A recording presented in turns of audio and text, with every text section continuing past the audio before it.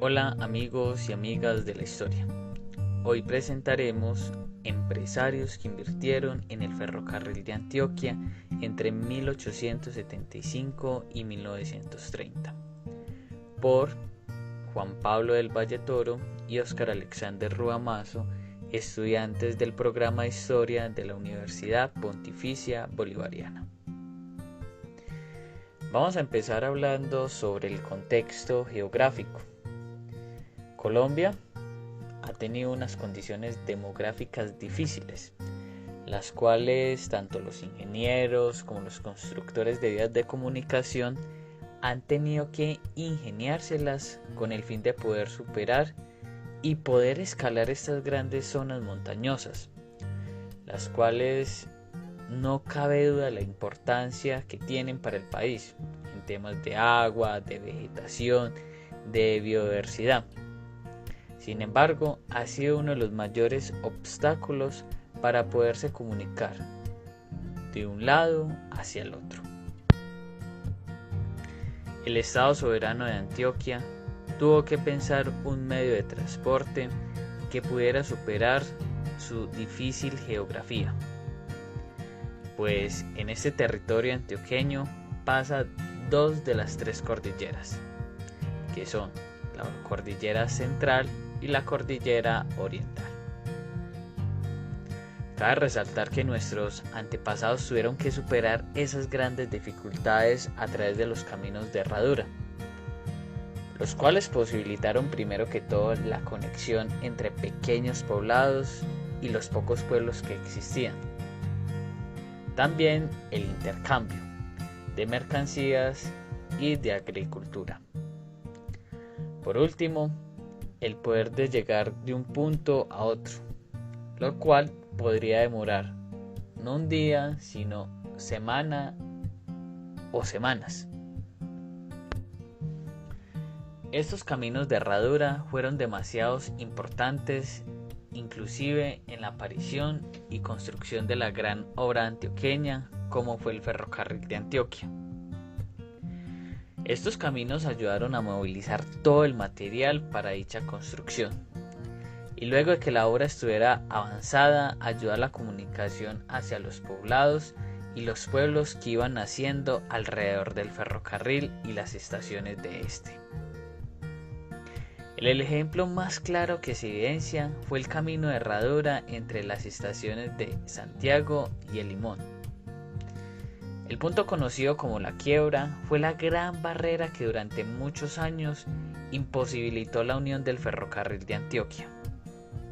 Allí los viajeros, obreros, mercancías, entre otros, tenían que descender en cualquiera de las dos estaciones, fuera El Limón o Santiago, y tenían que cruzar a lomo de mula o caminando La Quiebra, con el fin de poder tomar el otro tren que estaba al otro lado, fuera en Santiago o fuera en El Limón. Ahora pasemos a la construcción de la gran obra férrea. La obra monumental del siglo XIX y XX para el territorio antioqueño fue el ferrocarril de Antioquia. El paso del tren fue pensado por Pedro Justo Berrío, viendo la gran necesidad que se tenía de un transporte de gran capacidad de carga y movilización de viajeros, tanto para el territorio nacional como para el Estado soberano de Antioquia. Este ferrocarril fue pensado que saliera hacia un río navegable. Por un momento se idealizó hacia el río Cauca, pero no tuvo mayor peso. El que sí tenía mayor visualización fue la salida hacia el gran río Magdalena. Es así que el gobierno nacional y el Estado soberano de Antioquia empezaron a invertir, siendo los mayores inversores. Pero los civiles más pudientes y más ricos de este territorio montañoso pudieron también invertir. Y es así que pusieron su mirada en el ferrocarril de Antioquia, con el fin de dinamizar su economía a través de las tierras y la agricultura alrededor de la línea férrea. Esta agricultura fue en el caso del café, del cacao, el maíz, el ganado y otros productos. Estos empresarios inversionistas fueron el caso de, por ejemplo, de José María Sierra, alias Pepe Sierra. También estaba la élite antioqueña y otros inversores extranjeros que pusieron el capital tanto para la construcción como para contratar, primero que todo, las grandes mentes como los obreros. Luego de pactar un acuerdo entre el gobierno nacional y el Estado soberano de Antioquia, se empezó a buscar un ingeniero que pudiera trazar, planear y poner a rodar la construcción del ferrocarril. En ese buscar un ingeniero dieron con el cubano Francisco Javier Cisneros, un ingeniero que, a pesar de no culminar la obra, tuviera trazos y no llegara a un mayor kilometraje de construcción, se le dé el poder de enfrentarse y poner en marcha el sistema férreo. El Estado soberano de Antioquia realizó un acuerdo con el cubano Cisneros para darle como parte de pago territorios cercanos donde iba a pasar la línea férrea, con el fin de que se pudieran habitar estas tierras tanto con obreros como personas que él mismo puso para sacarle un provecho y poder generar un sistema de agricultura, como anteriormente se mencionó. Posteriormente tenemos otro ingeniero importante que fue Alejandro López Restrepo, quien en su tesis de grado expuso y propuso una solución a la gran barrera de conexión del ferrocarril de Antioquia.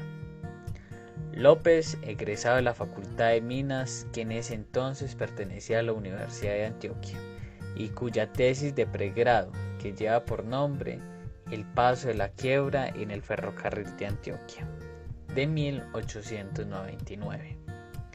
Esta fue la piedra angular de una obra que permitió acortar los tiempos de recorrido tanto a los habitantes de Santo Domingo y Cisneros, adicionalmente posibilitando la conexión entre la estación Medellín y la estación Puerto Berrío, siendo la línea férrea continua sus 193 kilómetros.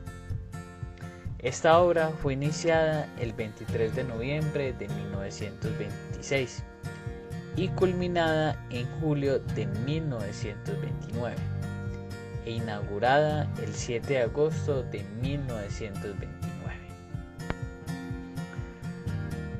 Esta obra monumental tuvo varias dificultades, como por ejemplo, una de ellas fue el atraso de la fecha de culminación, pues fue proyectada para darle terminación entre los 15 y 25 años como máximo, pero esto no se cumplió. Fue finalizada 54 años después. Lo segundo fue que tuvo que afrontar guerras, como la de los 1000 días, que hizo que la obra se atrasara y que los mantenimientos y el destino de dineros fueran olvidados. También se llegó a la pérdida de materiales y equipos. El ferrocarril de Antioquia posibilitó la colonización antioqueña en épocas de la República, haciendo que los terrenos que eran cerca de las estaciones se convirtieran en poblados y luego en pueblos o veredas. También se construyeron hospitales, edificios y oficinas, los cuales eran característicos para el funcionamiento del ferrocarril de Antioquia. La bonanza cafetera de los años 20 vino acompañada de inversores que veían en el ferrocarril una oportunidad única para el transporte del café en el país.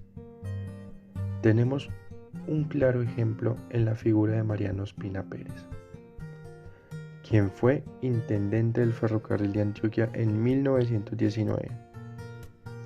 presidente de la Asociación Nacional de Cafeteros y asimismo presidente de la República de Colombia. Él invirtió activamente desde sus puestos de trabajo para que el tramo que iba desde Bolombolo, en el municipio de Venecia, hasta La Pintada, que en aquel momento era parte del municipio de Santa Bárbara, se llevara a cabo. Esto era de suma importancia para conectar todo el sector cafetero de Antioquia con el Pacífico colombiano y también con La Dorada en el departamento de Caldas, donde se cargaba la mayor cantidad de café en todo el sistema férreo, ya que las cosechas del eje cafetero, las cuales eran las más grandes en todo el país, eran empacadas aquí para luego ser llevadas directamente a Medellín, donde las escogedoras hacían su trabajo para separar el café bueno del café malo y así exportar el de mejor calidad por medio de trilladoras que estaban ubicadas en los alrededores de la antigua Plaza Guayaquil. Para finalizar, hay que hablar acerca del papel que tuvo la ya mencionada Asamblea Departamental de Antioquia, ya que esta es hasta el día de hoy la encargada de distribuir el presupuesto para cada cosa en el departamento. Por ello, era importante que quien la presidiera en aquellos momentos fueran personas tan afines a la empresa del Ferrocarril de Antioquia como Alejandro López.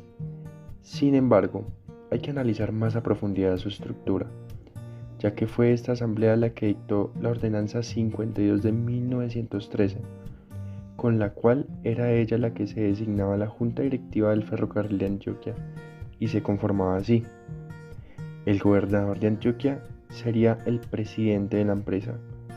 2 o 3 personas de notorio prestigio, en su mayoría fueron ingenieros o comerciantes. Aquí hay que anotar que entre personas de notorio prestigio estaba Alejandro López, que ante la ausencia del gobernador era él la cabeza de esta junta directiva. También estaba el secretario de Hacienda, el superintendente general, el ingeniero en jefe, el administrador general y el secretario de la junta directiva. Estos eran en total los hombres encargados de recibir las inversiones que se tenían ya no solo del extranjero, sino a nivel nacional, a nivel departamental y por ende con el dinero de la nación.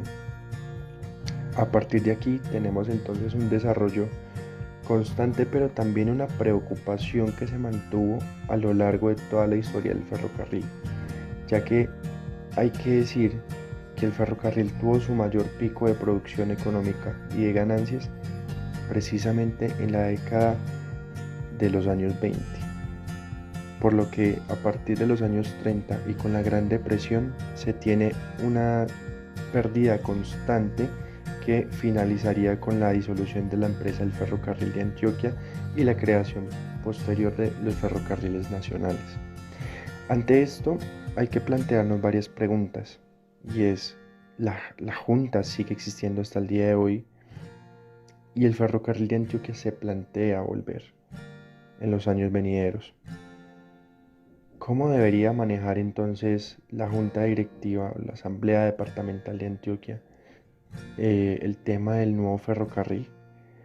Porque si bien se manejó con una transparencia durante los años 20 y 30, quizás ahora podríamos entonces hablar de que se maneje, digamos, con algo más privado. Esa es una pregunta que queda para el futuro y una reflexión, porque los tiempos han cambiado y ahora el carácter privado de las empresas gana cada vez mayor prestigio. O si por el contrario se debería tener una empresa pública del Estado y cómo se debería administrar esta, la cual tampoco es una mala idea, pero que queda a decisión no solo de los antioqueños, sino también de los inversionistas y las entidades gubernamentales que vienen a partir de ahora.